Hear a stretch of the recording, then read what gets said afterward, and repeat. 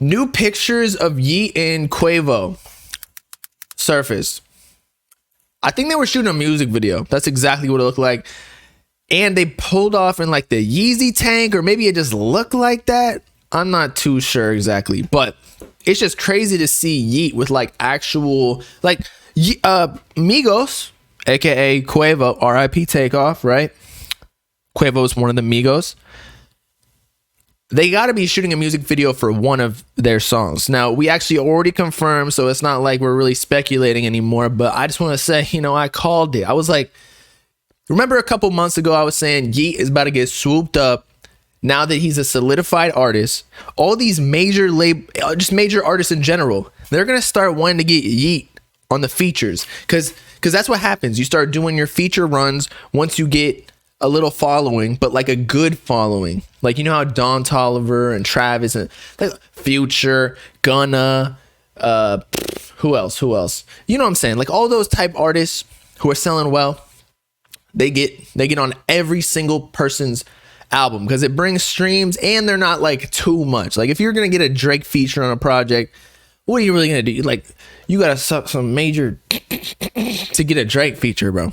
Like what, you gonna throw a mill every single time? And Drake don't even take mills, so you just gotta be cool with him. But Drake isn't just gonna give a feature all willy-nilly. He's probably gonna sign you into a OVO sweatshop deal. You're gonna be locked into his closet for 364 days of the year. But as I was saying, Yeat is gonna start hopping on everybody's feature. If Quavo's getting him, amen.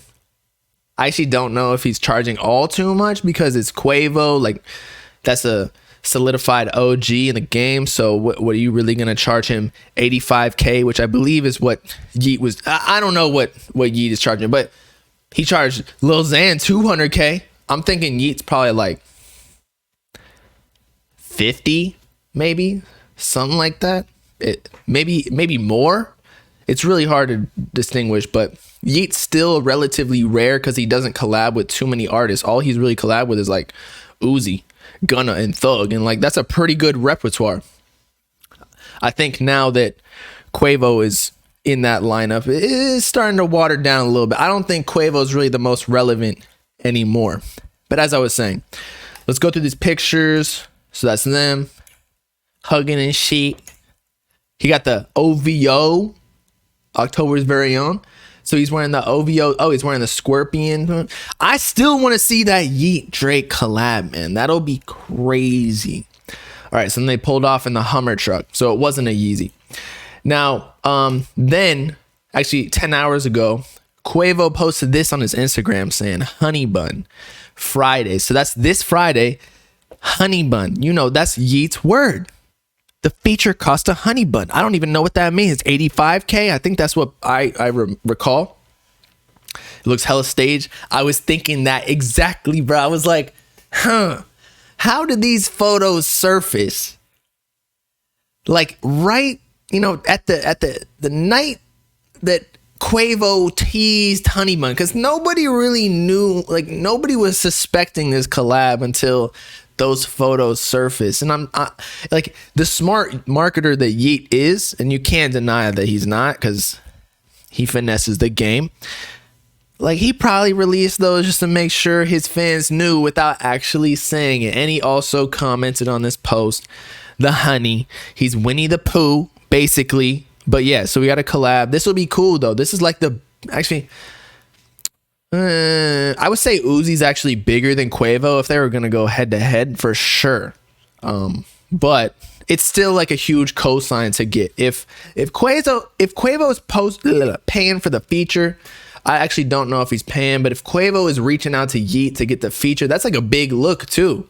Especially for like mainstream, because I feel like Migos audience is more, I mean, Uzi's more mainstream, but you know what I'm saying? Like Quavo or Migos is more like an older crowd or regular hip hop, whereas Uzi's kind of like more youthful, if you will. Like the Uzi fans are people who are more willing to hear new sounds, whereas Quavo's more like conservative Atlanta rap.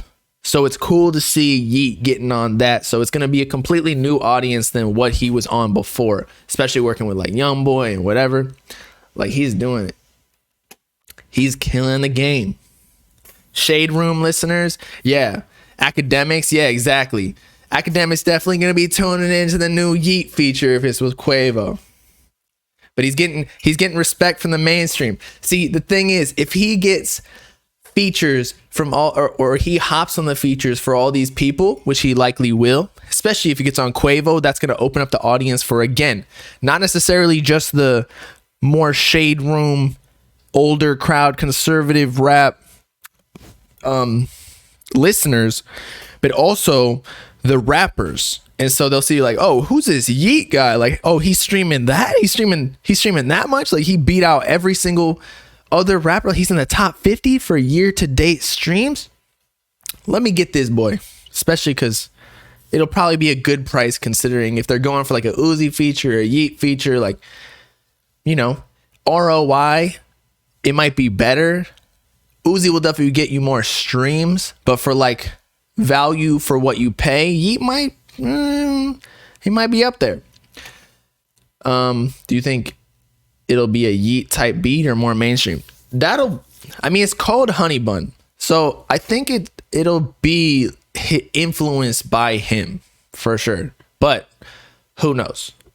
It might have like a Quavo or Amigos type bounce to it, but like the electronic or synth beats, I feel like that would be what type it is.